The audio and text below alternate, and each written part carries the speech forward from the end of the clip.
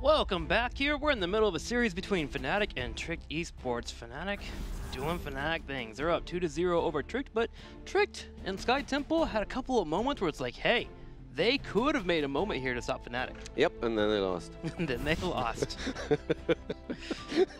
No. That's how it went down. I will never forget this one NA tweet that we had at some point. I think it was before the mid-season brawl even, where someone just said, well, Fnatic always is really close with the opponent. It's a good back and forth, and then Quacknix makes the call to finally end the game and stop the shenanigans, and they win. And that's pretty much what we saw there once again. They might say that they are struggling a bit more in scrims right now, and I can definitely agree to that they're not as dominant, but they just seem to have this one thing that if it really matters, they show up in the team fight and they turn it around. And it just gets me a little bit mad when I see teams like Tricked Esports, the Playing Ducks, and others against high-level opponents play an excellent style, but just lose because the opponent is simply on a different level. And then when they play another game against a weaker opponent, they just don't see the exact, they don't have the same level of performance. That's something that makes me personally quite sad, because when you see how TGG played against Dignitas, when you see how Playing Ducks played previous matches against Expert or someone, you see Trick playing against Fnatic, that's always like, oh my god, this is so good. And then they play against each other, and all of a sudden, it feels like they adjust to the level of their opponent a bit too much, and they don't have these glorious moments, which normally should lead them to a victory. Against Fnatic so far it wasn't enough, but I mean, maybe on the third map they can change that. The strive to perfection is a bit difficult, but hey, they're doing it here. Let's go to game number 3 here. As the battleground is going to be chosen, it will be Tomb of the Spider Queen as a choice by Fnatic, as Tricked Esports will elect to go ahead and move into first pick. So they are going to try and snowball this, of course, once again, and this is again an interesting map, because what we usually see is a focus on trying to get interrupts against turn-ins so that you can dominate the first two. Well, Fury is being played a lot more here. We see Chromie being played quite a bit. We have, of course, Poke on the side of Vala, heading more into a multi-shot build than an arrow build on the map, since you want to have more AoE damage. But since Fnatic has already showcased a bit of Tyrande, if they are trying to play an aggressive composition, they could throw her into the mix again and make her part of a 4-man rotation between 2 lanes in the early game. You want Tyrande? Is that what you just said?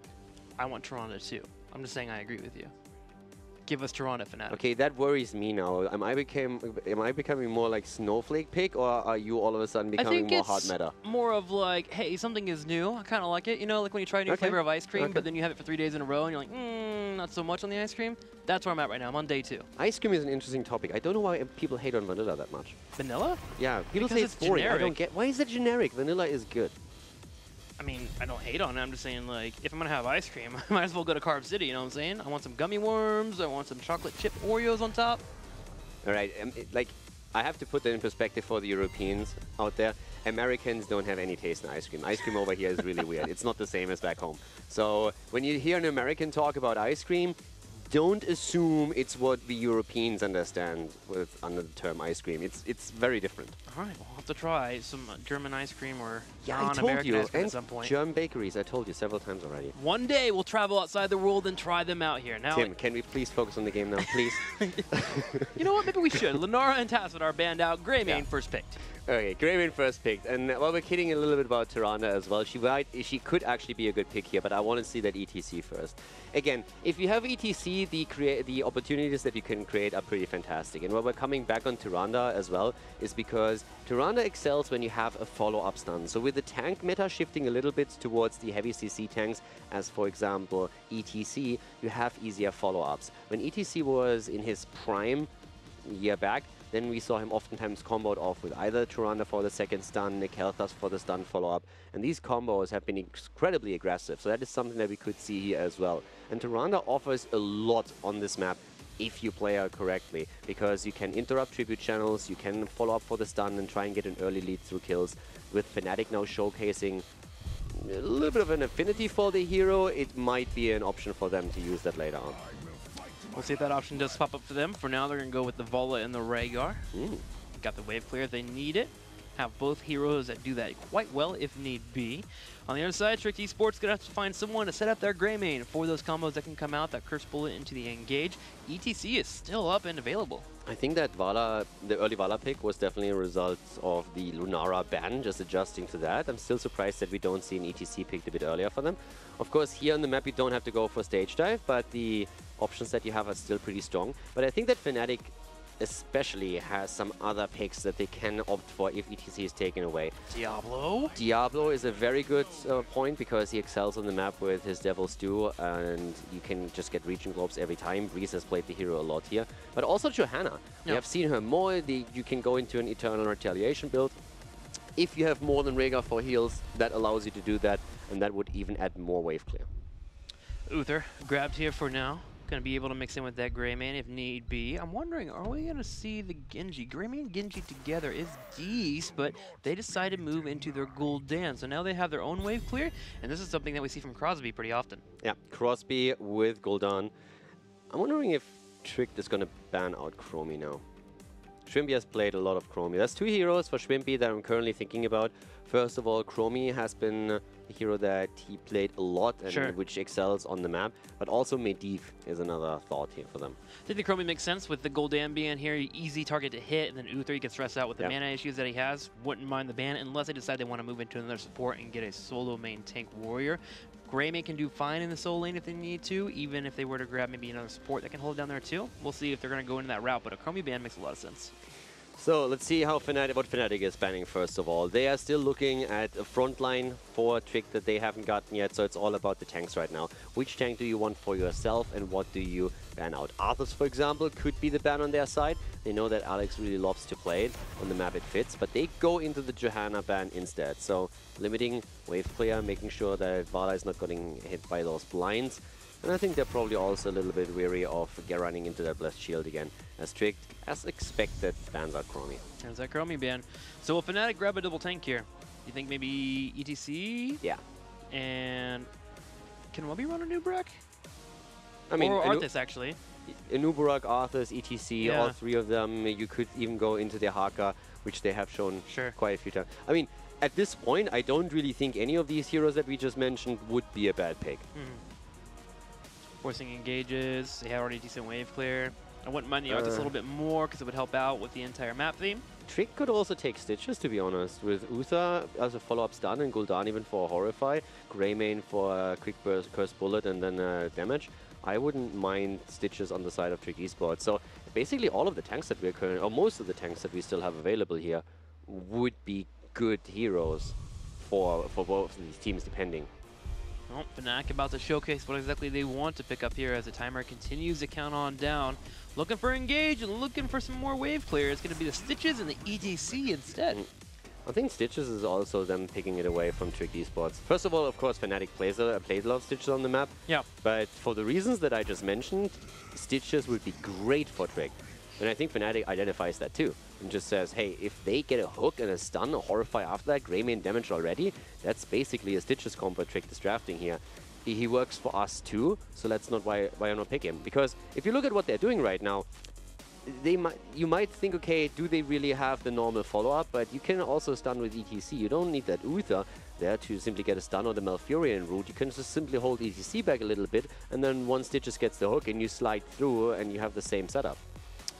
They are thinking about their warrior now, Trick Esport. They need engage. They need something that can force the situation, allow Gul'dan to poke from the side, and maybe help Malthael get the fight that he wants to pop out. I think I lean a little bit more towards that Diablo more and more the way I'm looking at it, especially with it being Rimmer. We'll see if that's what they're going to get. I don't actually think there's going to be Diablo. I was thinking about a Nubarak, but I'm just not quite sure if they are really confident in a Nubarak as the main tank next to Malthael here. Diablo, they actually go for it. I'm interested to see how that's going to work out for them. Well, we'll see here. Mouth, Diablo, not too shabby. If they're able to get the fight they want, if they can play around the power slide, Diablo can get the engage, which can make it a little bit hard for Stitches to handle. But that Putrid Bio coming on line 10, it'll be hard for Trick to handle. But you can definitely see with how long they waited on the Diablo pick that was not really what they wanted. Yeah. They definitely would have loved to play Stitches here, and when that was taken away and ETC also claimed by Fnatic, they had to make a decision. Okay, we didn't get our priority pick. what do we deviate into? Do we pick Diablo? Do we go for a Nuburak? What do we feel more confident here? They decide with Diablo, but that already shows that Fnatic has pretty much identified what Trick wanted to do and has taken one of the pillars of that draft away from them. Final pickup here for Fnatic. Looking for a Schwimpy hero. What does Schwimpy want to play here? I mean, we already asked for it at the very start. We asked for the Falstad. Totally. Don't check the VODs. Yeah, completely. I actually was not expecting the Falstad. Falstad Vala. Yeah, so that means Quack and Falstad should be on Vala? Oh, you can play both. That's true. Like you can switch it around. I think it comes down to how. Normally, I think it's more so Quacknix that plays Falstad, so probably it's going to be him. But I'm interested in the build because against Diablo, you can make good arguments for. This map is actually interesting since you can make a really strong argument for Seasoned Marksman and Giant Killer. But if you already run Vala, you can also simply say, hey, let's go for a Mage Stat build, have a little bit more wave clear on the hand, and have a burst damage after a hook. But probably I would say Seasoned Marksman gives you quite a lot of stacks. And the more pressure you put on Diablo, the better, because with the hero pool that he has, once that Falstad hits 13, and if you have good Seasoned Marksman stacks, you can really bully the hell out of him. Yeah, I think a majority of the reason why the Falstad's picked up is they just want to find some way to get rid of that Tormented Souls if it does come their way. The Gorge was an option. I was thinking about that for a little bit. Once the Tormented Souls pops out, you pop in the Gorge, but they want to have that Falstad here for the Mighty Gust at moment comes out, because that's been happening a lot with Malthael. You stop Tormented Souls, and it feels like he's a hero that kind of just sits around and doesn't really get the engages that he wants. Yeah, Tormented Souls is such a huge cooldown as well, so you really need to play around it. One of the reasons why I would love some teams to run a little bit more last rites in certain comps. Not saying that it necessarily fits here, but overall, it's Trick's last chance. They have to make something happen now. Let's do it here. Can Trick Esports get the victory against Fnatic, or will Fnatic come in with another 3-0 this season? It's time to find out. Tomb of Spider Queen. Game number 3, it could be the last map as we see Trick starting with Gnapper on Uther, Ramabala on Diablo. We see Crosby on the Mage. He's gonna rock Gul'dan once again with Alex, Death Incarnated. Plays Malthael and 3 for 3. Macke on Greymane. On the right side, in the red, it will be Fnatic. Breeze playing ETC, Wubby on Stitches, Quacknix playing the Falstad, Schwimpy will be on Vala, and Smexy on the Rhaegar. It's all about control here, and gosh, I love that level 1 here, already picked up by Diablo, the Devils do. Yeah, I mean, it's the standard talent for the hero, but the value that you get on this map, you're absolutely right. It's crazy strong. You feel unbeatable when you're running that talent. You really do. You touch a region globe and you're like, let's go, world. Come on, 5v1. Drop the combo in. Scumbag Quacknix flies in only to just dance in front of the opponent. No other reason. He has no Gathering Storm. There's no value he gets out of it. He's just flying in because he can. And he's just like, what was that again? Sorry, I missed that part. Polly wants a cookie. Fnatic versus Trick. Already opening up here. Now let's see how the laning is going to pop out. We've been seeing a lot of double supports in our compositions that try to set up that bottom lane very well, but both of our teams here have elected to only run with one support. So that means we should have traditional laning. But it's not happening like that here. Already, Gul'dan's in the bottom. They turn around for a stun. They find a Wubby. Wubby's low. Will he be able to get out? He is trying. Smexy gave him a heal, but here comes Macke. Macke, you missed the auto attack. No! I can't believe he missed that. I can't believe he was lying. That's crazy, dog. Oh, man. Chop Judo here. Esports take my energy. Gotta agree with you. But right now, Wubby's taking energy as he gets away from the fight. Yeah, that was really a fun moment for them. Again, one of the reasons why ETC is also so strong, I'm coming back to it because we now have Falstad and Vala in here. And oftentimes when we've seen Vala in the past, it's really all about the double support since you are trying to keep her safe. This is where Breeze comes in. Watch, if you're a tank player, watch throughout the game how Breeze is using his skills, and you will find that he actually does not spam out his abilities, even in team fights. So oftentimes he's holding something back. Either it's going to be the power slide because he waits for that moment where they can stack stuns, or it's going to be his face melt because he wants to create space. So he's going to play this really safe and trying to zone and create space for Falstad and for Vala. So whenever someone jumps in, he has an opportunity to slide through and simply push them away to keep the carry safe. And this is extremely important because in this game, if we are hitting level 13 on even talents for the two teams and we have Giant Killer taken after Seasoned Marksman, you will see how auto attacks from Quacknix are absolutely going to chunk down Diablo. And as he's the main and solo tank on the side of Trick Esports, that's going to become a a big problem, even with Devil's Due. So this is going to be one of those moments when Trick has to try and put some extra pressure onto Quacknix on Falstead, since they just simply can't allow him to get these shots in against Diablo over and over again. And that's where Breeze comes into play, because he's going to be the one really protecting and zoning for Vala and, of course, also for Falstead. Wobby may have gotten cut out here on the bottom lane as we have Rimmer come in, get the engage, tanks the entire fort just to make sure that he's able to get the kills there, the turret, sorry, and is able to get a kill with that 4-on-1. But Fnatic does answer back by pushing in the top side, working on grabbing the turrets for their own experience here, and they want to try and mitigate that. Yeah, there might be a bit of a problem on Fnatic's side. I rarely actually see them pause the game. But as we've been talking a bit about Falstead and Vala, because you usually don't see them as a combo. Like traditionally, if you have two range damage dealers, then you will see that one of them is normally a mage and the second one is an auto attacker. And what we have now is that Fnatic actually decided to go into an arrow build on this map. Typically, you see arrow builds on most other maps, but not so much on Infernal Shrines, and normally Tomb of the Spider Queen is another map when multi-shot focus is higher. But with them having an auto-attacker in the form of Falstead, they now shifted over and still take auto-attacks for teamfight value, since they don't need the added wave clear. So we'll keep an eye on that Hungering Arrow and see how it gets stacked up. Currently right now it only has one stack, but should be able to continue to improve that with the ETCs coming in. And since we highlighted it in previous games, I want to point it out now. As we said, Monster Hunter is fantastic on Cursed Hollow if you're trying to put pressure on mercenary camps and bosses, or if you are playing on Battlefield of Eternity, you want to take the Immortal down. But on this map, there's only a few camps, and you're not really going to focus as much on camps as you do on other maps. So Shrimpy, in this case, going for Hot Pursuit as level 1, which gives him mana sustain on the lane, and also, of course, the movement speed for positioning purposes. So this is exactly the hybrid build with arrows that we've been talking from the start. There it is already, 2 stacks starting up here. Keeping an eye on the Rhaegar moving into the healing temple at 4, seeing that a little bit more often as of late. Just nice little anchor to throw down for your teammates to back up into. Great also when you're running double tank, because it is percentage healing that you get, so it will be helpful for that Stitches and the ETC.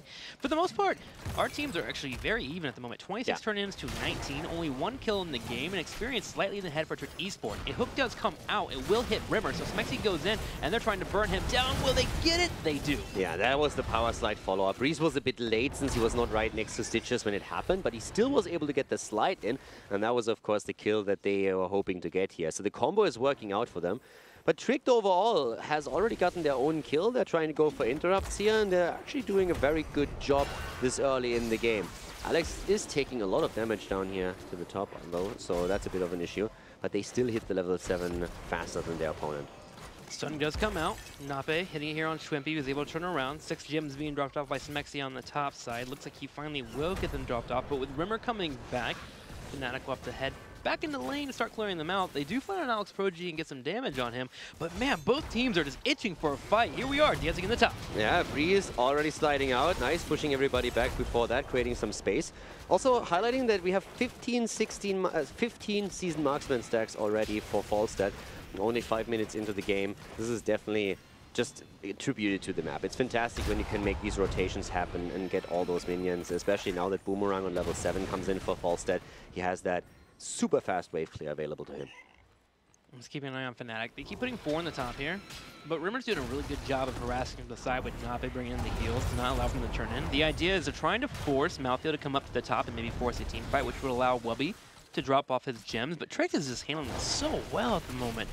Keeping up with the movement, putting enough of a deterrent on their opponents to make sure they don't drop the turn in, and they're just slowly increasing the experience lead. It's only a little bit by now, but they get the top pushing in, and Fnatic, while floating around, has yet had the chance to get the turn in. Yeah, at this point, we have also a quick interrupt against Alex, but it's actually pretty cool to see how those two teams are just playing on eye level this early on. The level 10s are going to be starting to change a lot, especially, of course, Crosby's Horrify is going to become a massive tool for Trick Esports to try and get their kills there, and that's what I'm personally looking forward to the most. So teamfight coordination after level 10 is going to be a blast. Yep, they're only a level away from that Horrify from coming online. Crosby keeping up with the poke on the top side that 9 does connect, and I'm watching this bottom side because Wubby and Quack are trying to get Malthael in a position where he's out and he gets picked off, but Alex is doing a great job of backing up, but the Gul'dan in the top, he gets caught. Yeah, Gul'dan at top lane has been eliminated, and so in the meantime we have now a 5 versus 4, and Shrimpy tries to turn in. Yeah, there's space created by Breeze with a quick face melt, and the red web weavers will descend first. This is a very, very late first turn, by the way. We are already at level 9.5. Usually that happens around the second turn. So this means Fnatic will be able to get the waves pushing and get that 10, but Trick Esport is actually in a good spot. They delayed long enough to where when they clear out the waves here with their Golden that should be coming in, they'll get 10 themselves, which should stop that second turn in you were just alluding to. Let's see how they handle the pressure coming their way, because they'll be able to go for a straight turn in 2 if they get a fight after their wave clear.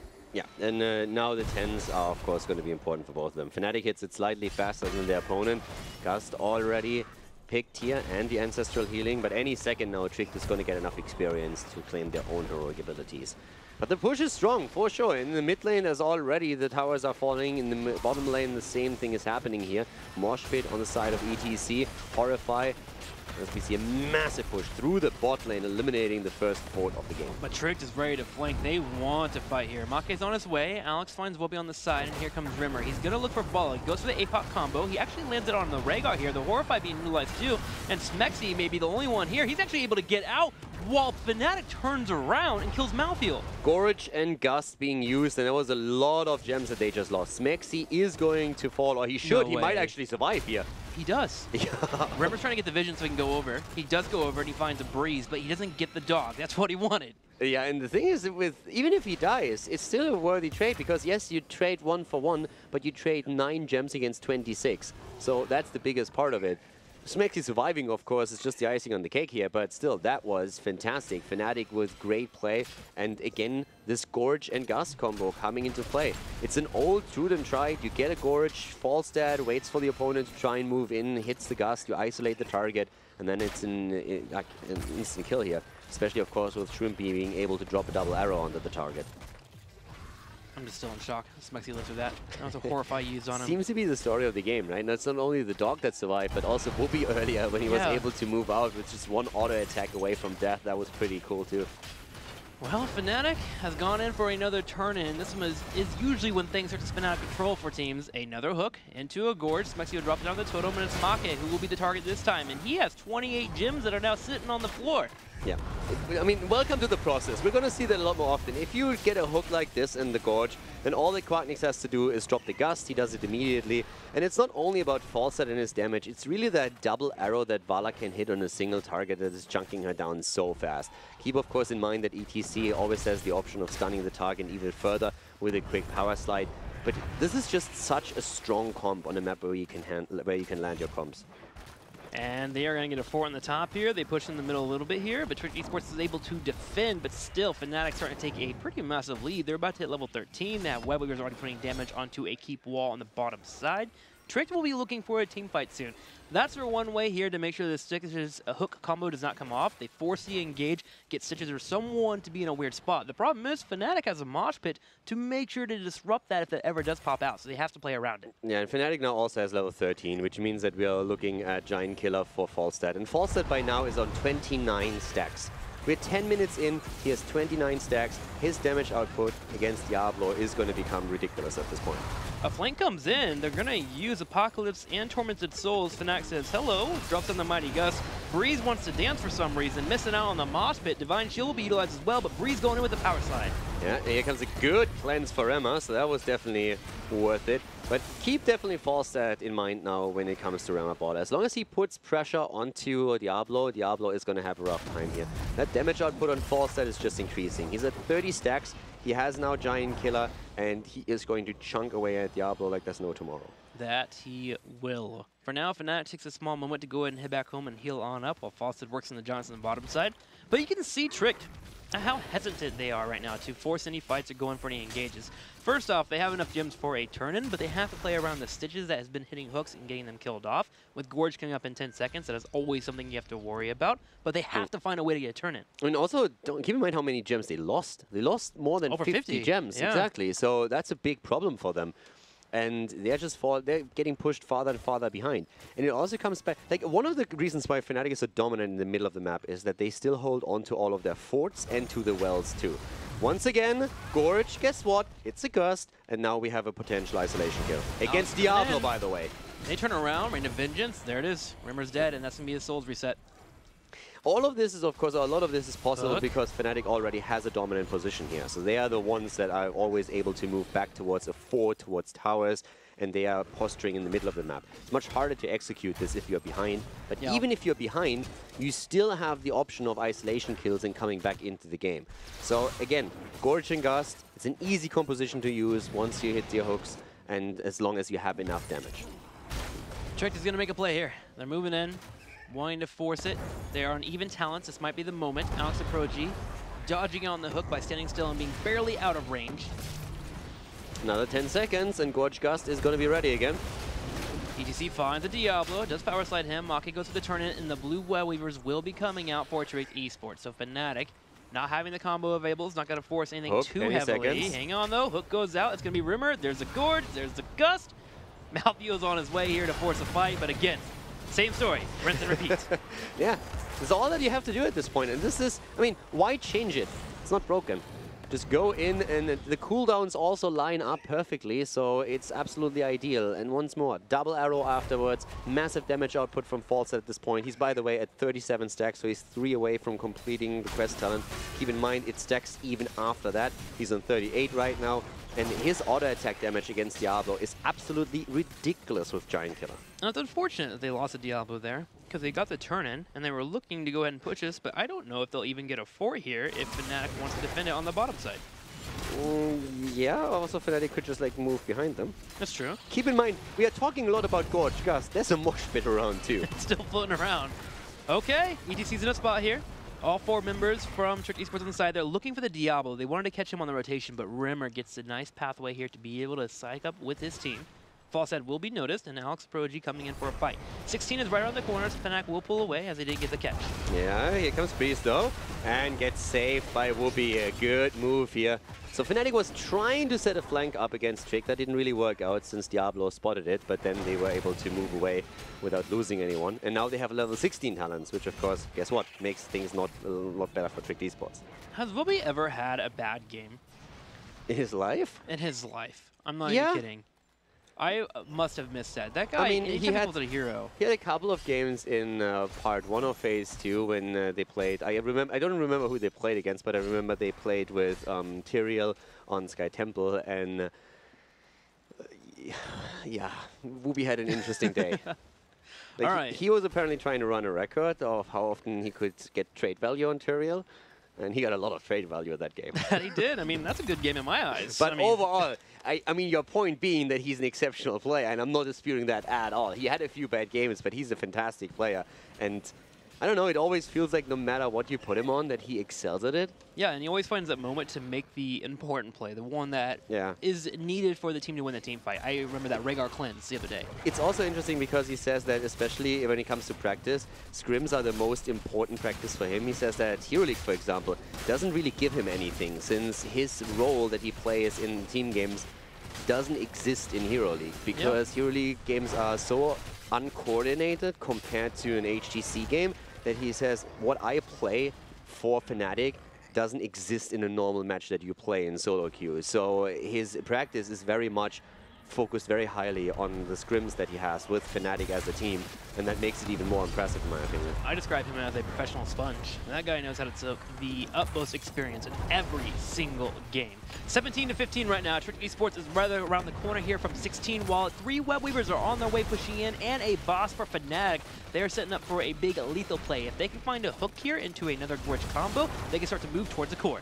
Yeah, and that hook is going to come up pretty soon. There's still a few minions in the way, but he even went, he could have gone into Fishing Hook. He went into Pulverize instead, but I could have just seen them just going completely in on it and, yeah, playing around it. But that's this. He just walked. Why hook them if you could just walk up to them? Malfio goes in. It feels like this is a bit of a bait here from Trick Esports, but it seems like it may have got them in trouble. Divine Shield comes out. There goes the Horrify. The Ancestor Healing does miss. Breeze finds a mosh pit on the backside, though. Wubby going out with the hook, but Fnatic is being ran over by Trick Esports. That was great play by Trick. We have to talk about this. If we can get a repeat of that, it would be fantastic. Because what we saw is Trick was just simply saying, we had this so many times, we are going to jump the Gust right now. 4 members dead because look how they dodge. Slow that down for a sec. It's already a bit too late. But we had Alex going with his 13 into Unstoppable, and they all played around this Gust, and that was fantastic. So especially with the inevitable end that we had, there was an Unstoppable on Malthael, then someone comes in from the side. Everything that mattered here was get past the Gust, and that's exactly what happened. Quagnix, you can argue, used it maybe a second too early, but Alex reacted perfectly. He jumped it, had his inevitable end being used, and that's the one moment where Fnatic all of a sudden loses 4 heroes. Was extremely well played by Trick. They still lost 20% on their quota. Yeah, they sure did. Lost in the keep there, took some damage in the middle keep too.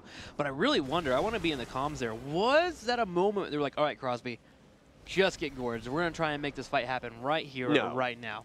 No, it's not that they are saying like, okay, get gorged, but they definitely said when it happens again, make sure that you're active. Be prepared for it. Wait for the Gust. It's coming. They're going to get a gorge eventually. So once it happens, make sure that we are not set up in the straight path so that he can't Gust all of us.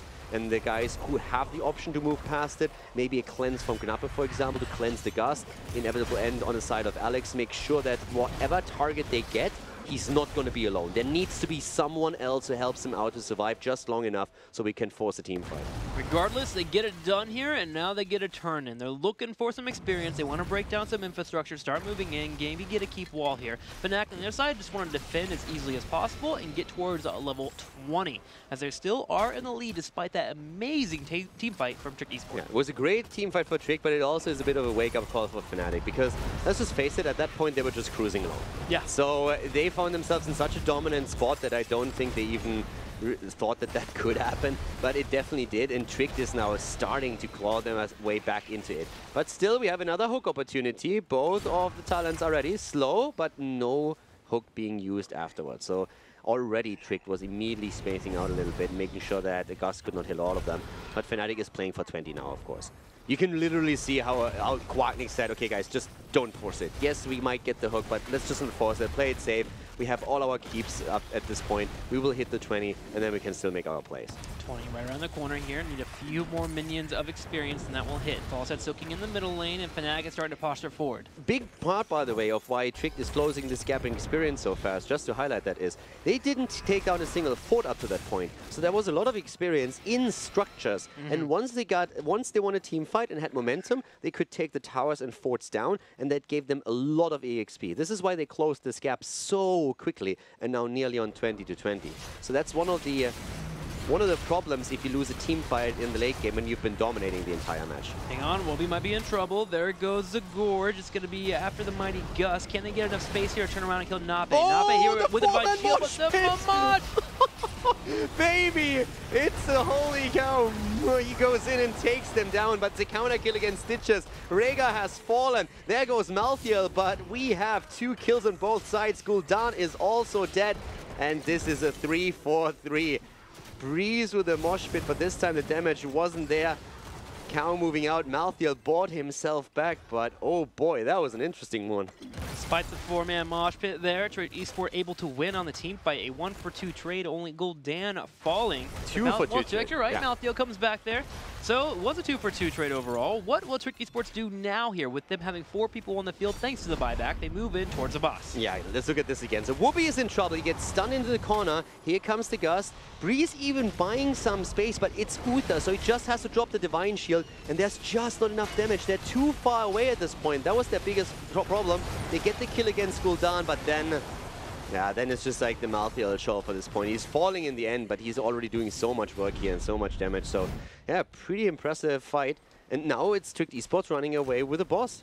That they are. Luckily for Fnatic, the early game was strong enough to where they have a fort and a keep in the way, so they should be able to defend this boss. But Trick Esports has bought a lot of time here now. Can start to go ahead and keep working on gems and look for maybe a team fight. Alex Saprogi on that front side already harassing Breeze, but a hook over the wall. Yeah, trying to get him here, but not just yet. We have Rema in a little bit of trouble. Alex is in more so. Malthael is down. That's the kill they needed. The Divine Shield hitting Rema Baller instead of Malthael. And that means this boss is not going to be of any consequence to Fnatic. But it's still such an interesting game now. A dominant performance from Fnatic early and mid-game. And then one team fight after Fnatic dominated everything. one team fight, turns the game upside down. All of a sudden, Trick Esports closes the gap in experience and really makes Fnatic work for it. Malthea will not be up for another 50 seconds due to his buyback earlier here, so Fnatic will take the opportunity to try and get 20 more gems so they can go for a turn-in. Trick Esports doing everything they can here to make sure they slow that down, grabbing Giants on the bottom side, setting up in the middle lane to make sure it's not pushing in, while Fnatic can look for another hook. They still have 35 more seconds here before a full 5v5 is available for Trick. They should get it to keep right now. Yeah, that's going to be the important one. And yeah, I'm currently actually... Unfortunately, we can't double-check how many stacks Quacknix has at this point. That would be pretty interesting because his damage output is just increasing even more. I mean, it's single target damage more so. It's really about... Oh, sorry, it's... no, it's actually Quacknix on the hero. It's more so about him getting the wave clear in. Like, he's currently looking at 200,000 siege damage. False, that is. His hero damage is at 29k, which doesn't sound like a lot, but if you consider that it's mostly single target damage against one person, namely the frontliner, it's actually pretty significant how fast he puts him in trouble. Shrimpy overall is at 42,000, but the top damage in the game right now is Greymane. Marker with 51k and 170,000 siege damage. That poke and that go for the throat really paying off here for him. 51 gems out of 65 turned in for Fnatic. They're looking for a few more, but Trick Esports has all 5 members spawned up, and they are floating around the middle. They know at this point that it's going to come down to a team fight for them. If they can win it against Fnatic, they can try to open up the battleground, go for a keep, and go for a boss. But sitting back at home won't do much for them. Yeah, the big problem is the 2 keeps that they lost, and that we're now 23 minutes into the game. They have already lost 20% on the core, which means that if catapults get close to the core on any of these open lanes, Trick is going to lose it very quickly. Those catapults hurt at this point. A nice wraparound attempt here, but Fnatic is already playing it safe since they are saying, boys, we don't really see anyone on the map. They must be setting up something here. And a lone Malthael where everybody else is missing on the minimap is a pretty good indicator that there's a trap set for you. That there is, and they come around from the right side looking for that trap, getting a better concave, even looking for a hook, but miss out. This is actually a very intense moment for both of our teams. But I just love how Alex is here, like in the middle. Nobody else is showing himself, and he's like, kill me, I'm alone. And everyone's just like, nope. Nope. He also has, of course, on level 13, the one reason why he's the bait is because he has inevitable end. So even if a hook is coming towards him, he can simply use that to dodge the hook and then move out. But I mean, obvious trap is obvious, but it was still pretty awesome. I do like what Fnatic is doing here, though. With 3 catapults in the top lane starting to push in, there's gets to a point where Trick will have to move in and defend those catapults, which allows for Fnatic to try and turn off the gems they have collected and even look for a hook. I mean, let's also talk about the elephant in the room. Boss is another big option here later on, or could be. So once he's back on the map, that's going to be something. That's a minute, by the way. That's going to be something that both of the teams have to highly consider here. And another thing that Trick has to consider is that big wave that is pushing towards their core at the top lane. They need to react to that. Yeah, catapult's already there. We had Malthael clear the catapult on the top side, so he's trying to slow that down. They can't ignore this. That's 3 catapults. Yeah. They're going to wreck this core within seconds. Especially here in 24 minutes. Yeah. Rimmer goes in for the engage. They're looking for a fight. Trick Esports has decided that fighting is now their option. They move in. Breeze will be on the right side. They're losing their core. Look at this. The shields are just rushing down. The 3 catapults are hurting a lot, and the 4th is joining up as the rest of the... This is game. Yep. Quacknix just flew in. He's going in here for the 3-0. Can they get the full victory? It's looking like it as every single auto attack continues in the core. Trick Esports hoping to fight for their life, but a mosh pit holds them in place, and Fnatic will get the 3-0 over Trick Esports. That was anticlimactic. Sometimes it's all you need to get a victory. It's not about fireworks. Yeah, but why? They forced the fight. And don't get me wrong, I agree, force the fight. Sure. If you are 2 keeps down, at some point you say, hey, we have to flip the switch here. And I think they were probably afraid of a turn being completed. But if you have 3 catapults pushing towards your core, 25 minutes in, you can't ignore that. Yeah. Even without Quacknix being there, that would have been over. The only thing they have to do is make sure they don't immediately portal back. But 25 minutes in, these guys are hitting incredibly hard. They're hitting harder than the Rock. So you are going to lose that core within 10 seconds. Yeah, you either force that fight 20 seconds earlier and then go back and defend the catapults, or you get to defend the catapults and come in for a fight. Exactly. The timing was just a bit off there, and we saw Trick Esports just easily fall victim to Fnatic because of that late call.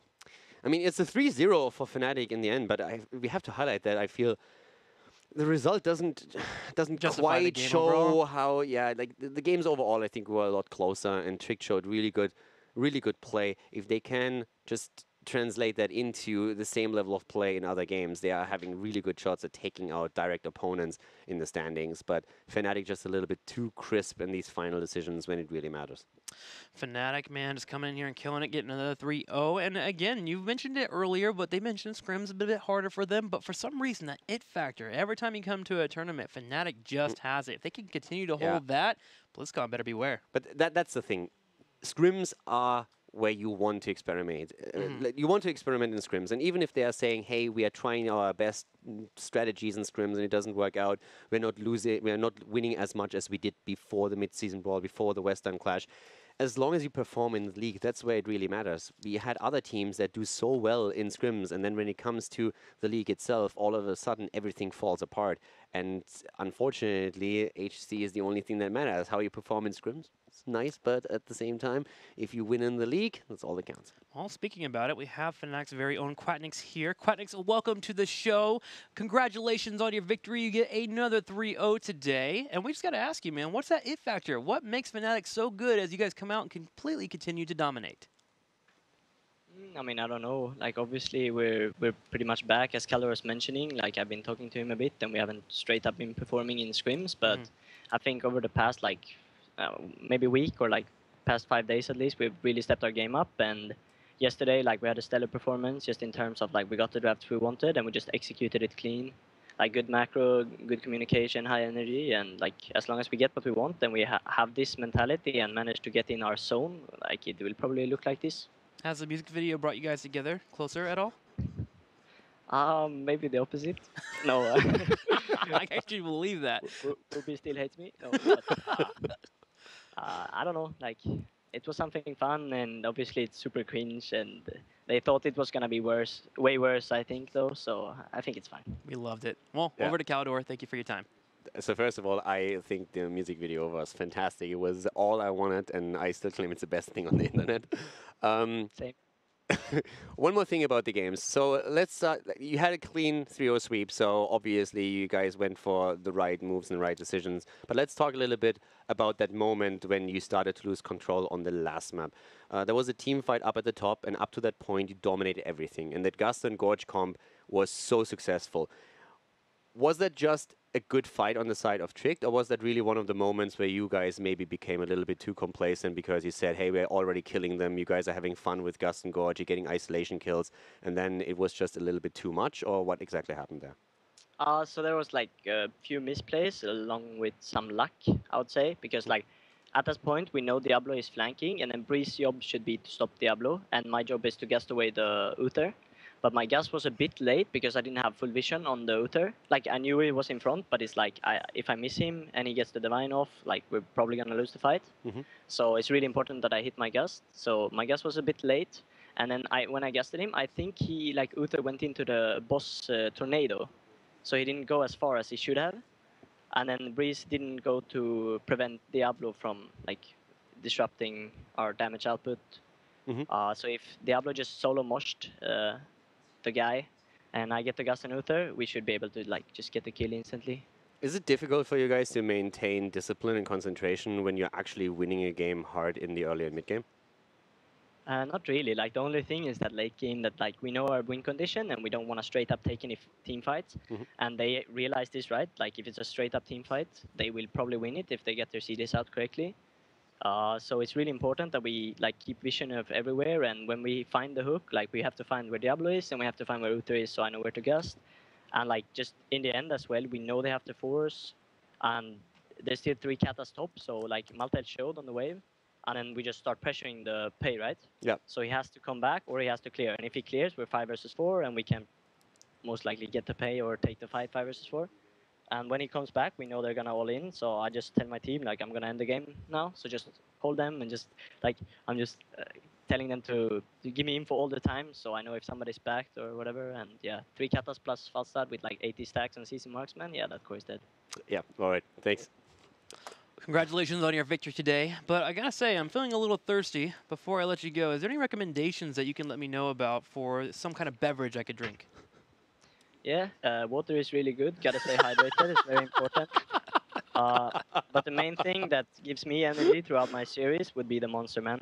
Awesome. So you should try it out, bro. Thank you so much, Quacknix. I will definitely try it out. So that's going to be it here for Fnatic. Huge victory for them. And before I let you go, shout-outs are yours.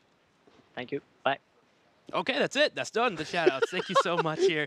God, I love Quack. Sellout game on point. 3-0 victory for Quacknix and the boys. Getting another one. They'll be facing off against Team Good Guys next week, which would be a good one as well. But their continued quest here to get to the HGC finals, they are definitely running the mountain so far as they continue to get these wins. Yeah, they're definitely doing extremely well right now in the league overall. And of course, with the victory here today, they take another important step towards the HGC finals at BlizzCon. So for Fnatic, at this point, everything is still on track. So looking good. As long as they don't pull a Team Liquid, as we saw during towards the mid-season brawl, they're going to be fine here. That's right, man. Well, next up, we have Expert and Dignitas facing off, and we'll be able to watch that match and series the moment we get back from a commercial break.